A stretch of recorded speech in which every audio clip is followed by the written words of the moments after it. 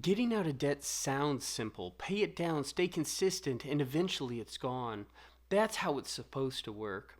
But for a lot of people, it doesn't feel that way. It feels slow, it feels heavy, and sometimes it feels impossible. That's the part that doesn't make sense because you're not ignoring it. You're making payments. You're trying to move in the right direction. And yet it doesn't feel like progress. It feels like maintenance. This is where things start to matter because debt isn't just a number, it's a system that runs in the background. Interest builds, balances shift, new expenses show up.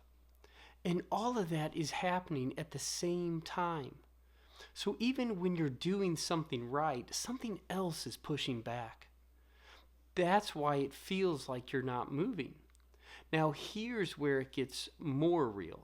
Most people don't have just one thing going on, they have a credit card, maybe another balance, regular bills, and everything else in life. So, progress in one area gets offset by pressure in another. And that creates this feeling of being stuck, not because nothing is happening, but because everything is competing. This is where frustration builds because effort is there, but the results don't match it. And over time, that wears people down. Not all at once, just slowly, month after month. Now, here's the shift that actually helps.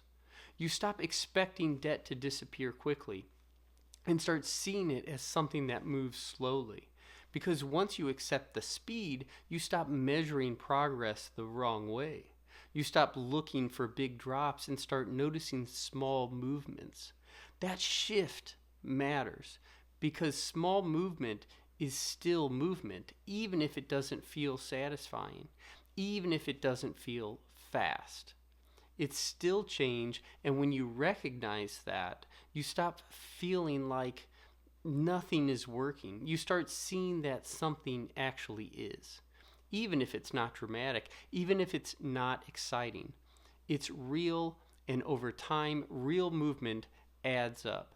This is where people start to regain control, not because everything is solved, but because it finally feels possible again. And that's the difference, because once something feels possible, you don't give up on it in the same way. You stay with it. You keep going, and that's what eventually changes the outcome.